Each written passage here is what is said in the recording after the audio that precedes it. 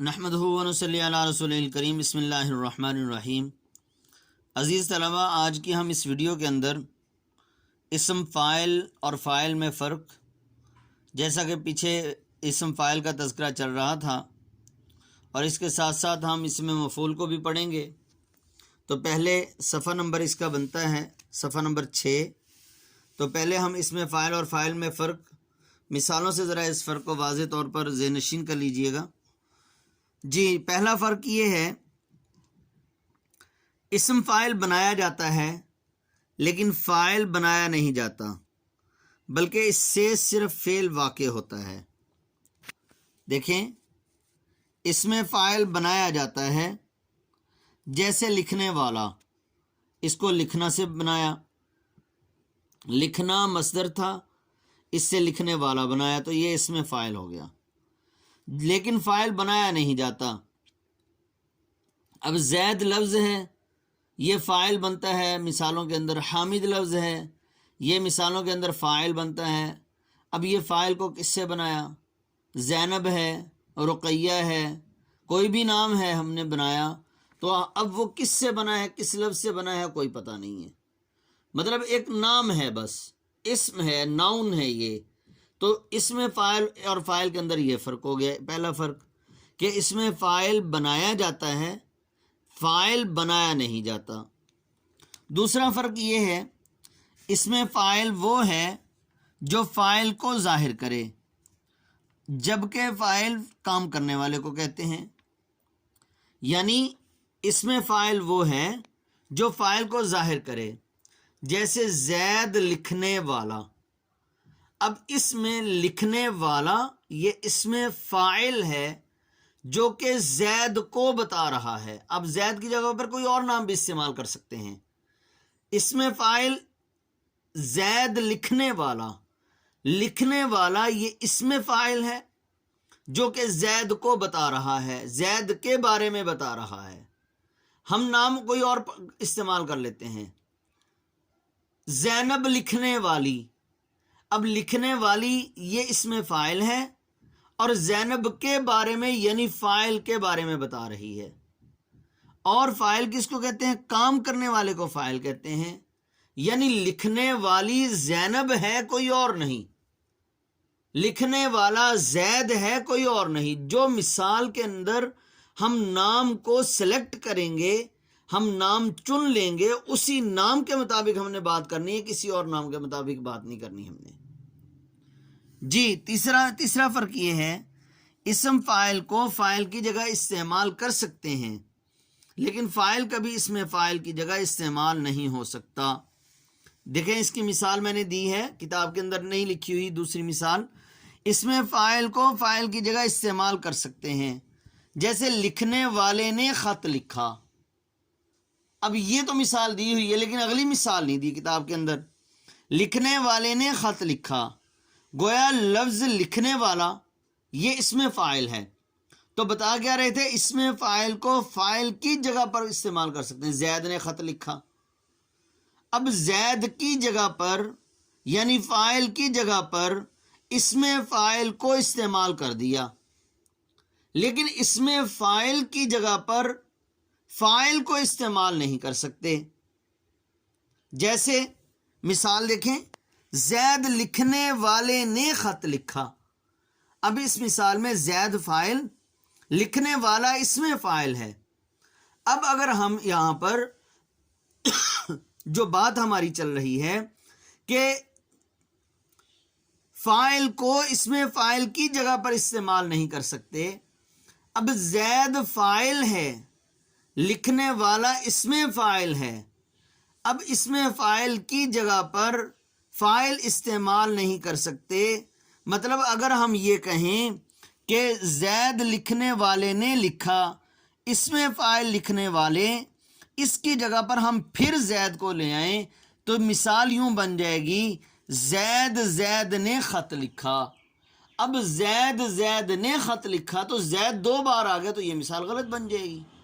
اس اعتبار سے یہ کہہ رہے ہیں کہ اسم فاعل کو فاعل کی جگہ پر معذرت کے ساتھ کہ فاعل کو اسم فاعل کی جگہ پر استعمال نہیں کر سکتے۔ جی آگے دیکھیں، اسم مفعول وہ اسم مشتق ہے جو کسی کا مفعول ہونا ظاہر کرے، جیسے لکھا ہوا، خط، پڑھی ہوئی کتاب۔ ان جملوں میں لکھا ہوا اور پڑھی ہوئی اسم مفعول ہیں کیونکہ یہ دونوں خط اور کتاب کا مفعول ہونا ظاہر کر رہے ہیں۔ اسم مفعول کی قسمیں، جیسے اسم فاعل کی قسمیں تھیں ایسے اسم مفعول کی بھی قسمیں ہیں۔ اسم فاعل کی دو قسمیں تھیں، سماعی اور قیاسی۔ اسم مفعول کی بھی دو قسمیں ہیں، سماعی اور قیاسی۔ جیسے میں نے آپ کو بتایا تھا، سماع کا تعلق سننے کے ساتھ ہے، قیاس کا تعلق اصول کے ساتھ ہے۔ تو اصول، جو چیز اصول سے بن کر ہمارے سامنے آ گئی وہ قیاسی، جو ہم سنتے آ رہے ہیں وہ سماعی۔ دیکھیں کیا تعریف کرتے ہیں، اس میں مفعول قیاسی وہ اسم مشتق ہے جو قاعدے کے مطابق مصدر سے بنایا جائے۔ اس میں مفعول قیاسی بنانے کا طریقہ، ماضی مطلق کے آخر میں ہوا لگا دینے سے اس میں مفعول بن جائے گا۔ لکھنا سے لکھا ماضی مطلق بن گیا۔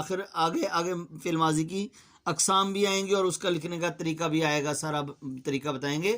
تو فعل ماضی، لکھنا سے لکھنا فعل ماضی ہوا، ماضی کے آخر میں ہوا لگا دیا، لکھا ہوا، یہ کیا بن گیا، اس میں مفعول قیاسی بن گیا۔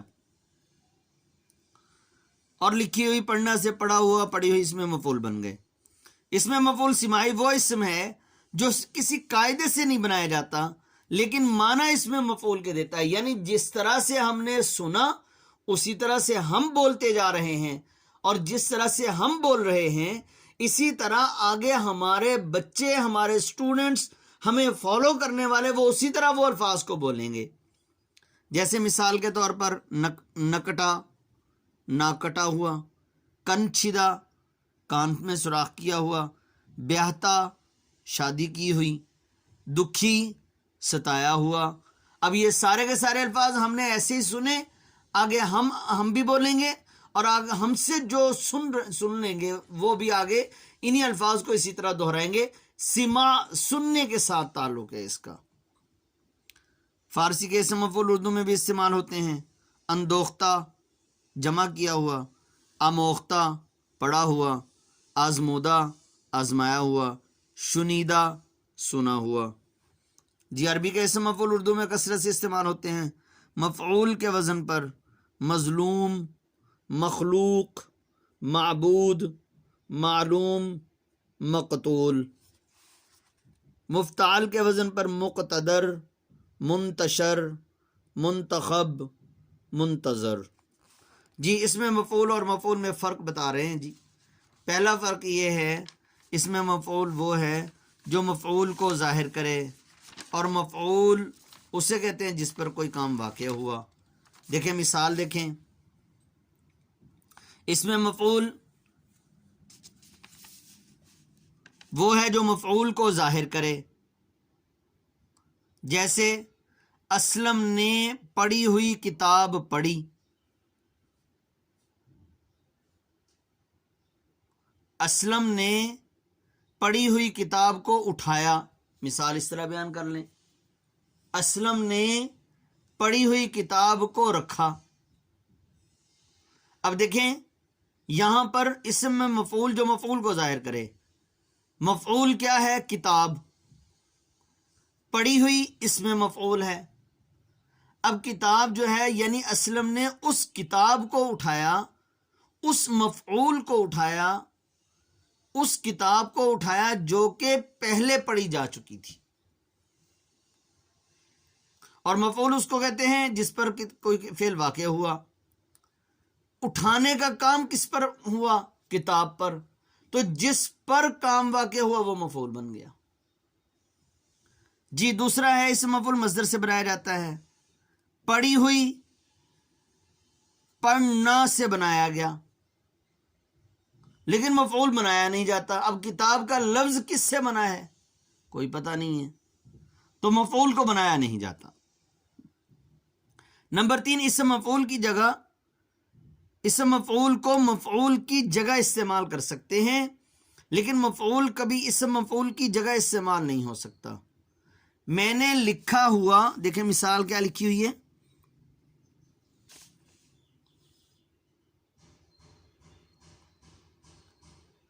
میں نے لکھا ہوا پڑھا، بچہ پڑھا ہوا بھول گیا۔ اب میں نے لکھا ہوا پڑھا، اب یہاں پر لکھا ہوا کیا ہے؟ خط بھی ہو سکتا ہے، لکھا ہوا کام بھی ہو سکتا ہے۔ میں نے لکھا ہوا پڑھا، میں نے خط پڑھا۔ اب مفعول کو اسم مفعول کی جگہ پر، اسم مفعول کو مفعول کی جگہ پر لے آئے۔ لکھا ہوا اسم مفعول ہے، میں نے خط پڑھا، میں نے لکھا ہوا پڑھا، خط بھی لکھا جاتا ہے، تو اسم مفعول کو مفعول کی جگہ پر لے آئے۔ لیکن یوں کہیں کہ میں نے لکھا ہوا خط پڑھا، اب اگر اس کی جگہ پر ہم یہ کہیں کہ میں نے خط پڑھا، یہ غلط ہو جائے گا۔ کیوں؟ اس لیے کہ مفعول کی جگہ پر اسم مفعول کبھی نہیں آ سکتا۔ اس میں مفعول کی جگہ پر، یعنی معذرت کے ساتھ اس میں تیسرا ضابطہ دوبارہ سنیں، اس میں مفعول کو مفعول کی جگہ استعمال کر سکتے ہیں، لیکن مفعول کبھی اس میں مفعول کی جگہ استعمال نہیں ہو سکتا۔ جیسے میں نے لکھا ہوا پڑھا، اب لکھا ہوا کیا ہے؟ یہ اسم مفعول ہے، اس کو اس طرح بھی کہہ سکتے ہیں، میں نے خط پڑھا، خط مفعول ہے، اور خط کو کی جگہ پر اسم مفعول لے آئے، یعنی لکھا ہوا۔ لیکن کیا کہا کہ مفعول کبھی اسم مفعول کی جگہ پر نہیں استعمال ہو سکتا۔ میں نے لکھا ہوا خط پڑھا، اب ہم اس کو اس طرح نہیں کہہ سکتے، میں نے خط پڑھا۔ خط جو ہے مفعول تھا، لکھا ہوا اس میں مفعول تھا، اب خط دو بار ہو جائے گا، تو یہ ساری مثال غلط بن جائے گی، جیسا کہ اس میں فاعل کے اندر۔ تو آج کا ہمارا اردو بے کا جو سبق ہے وہ اردو الف کے ساتھ بھی کچھ ہو گیا تشبیہ والا، اور اسی طرح اسم فاعل کا اور فاعل کا فرق، اسم مفعول کی تفصیل، اور آج ہم کچھ اعراب بھی پڑھیں گے۔ صفحہ نمبر 39 دیکھیں، بقیہ اعراب: حساب، پہلے کے نیچے زیر، دوسرے کے اوپر زبر۔ بساط، علاج، مزاج، جہاد، خلاف، فراق، وصال، قیام، نکات۔ 14 نکات قائد اعظم کے، 14 نکات یا نکات نہیں ہوتے۔ صفات جی، مختلف، پہلے پر پیش، دوسرا ساکن، تیسرے کے اوپر زبر، سیکنڈ لاسٹ کے نیچے زیر۔ مختلف، معترض، مشتعل، منتظر، انتظار کرنے والا، ملتمس، معتقد، منتشر، معترف، اعتراف کرنے والا، تسلیم کرنے والا۔ معطر، پہلے پر پیش، باقی دو کے اوپر زبر اور سیکنڈ لاسٹ کے اوپر شد بھی آئے گی۔ محمد، مکرم، محمد صلی اللہ علیہ وآلہ وسلم، مکرم، مفصل، مقدر، مثلث، مہذب، مروج، مقدس، مسدس، مدلل، مخفف۔ اس فہرست کے الفاظ اس میں مفعول ہیں، ان لفظوں کو ان الفاظ کے ساتھ ملا کر پڑھیے جنہیں ہم نے اس سے پہلے اس میں فاعل کہا تھا۔ مطلب یہ ہے کہ جنہیں ہم نے اس میں فاعل کہا تھا، کیا مطلب؟ یہ لکھا ہوا ہے، محمد بھی ہو سکتا ہے، یہ اس کو مبلغ بھی پڑھ سکتے ہیں، محقق بھی پڑھ سکتے ہیں، مروج بھی پڑھ سکتے ہیں، مرتب بھی پڑھ سکتے ہیں، مؤلف بھی بن سکتے ہیں، لیکن معنی تبدیل ہو جائیں گے۔ مبلغ، تبلیغ کرنے والا، مبلغ جس کو تبلیغ کی جائے۔ محقق، تحقیق کرنے والا، محقق جو تحقیق ہوئی۔ مروج، رواج دینے والا، مروج جس چیز کا رواج بن جائے۔ یہ اس طرح سے یہ کیا بن جائے گا؟ یہ اس میں مفعول بن جائے گا۔ جی آگے دیکھیں، محبوب، مغلوب، مفتوح، مجروح، مذکور، محسوس، معقول، مقبول، مضمون، ممنون، موجود، مفقود۔ محترم، محترم، مختصر، منتظر، منتظر بھی بتایا پہلے، اس کا معنی انتظار کرنے والا، منتظر جس کا انتظار کیا جائے، معتبر، منتخب۔ معراج، محراب، منقار، مزراب، مقراض، مفتاح، مصباح۔ منزل، مسجد، مغرب، محمل، مجلس، مسجد، مغرب یہ سب غلط ہو جائے گا، مجلس وغیرہ۔ مدرسہ، مشغلہ، مقبرہ، مشورہ، مسئلہ، مسئلہ غلط ہو جائے گا یہ لفظ۔ مدرسہ یہ بھی غلط ہو جائے گا، مدرسہ جی۔ افضل، اکبر، مرکز، مصدر، مکتب، مطلع، مقطع۔ تو آج کے اس ویڈیو کے اندر ہم نے کیا یاد کرنا ہے؟ اس میں فاعل اور فاعل کے اندر فرق، اس میں مفعول کی تعریف، اس میں مفعول کی قسمیں، اور جو ہے اس میں مفعول اور مفعول میں فرق، اور اس کے ساتھ ساتھ یہ اعراب صفحہ نمبر 39 کے۔ السلام علیکم ورحمۃ اللہ وبرکاتہ۔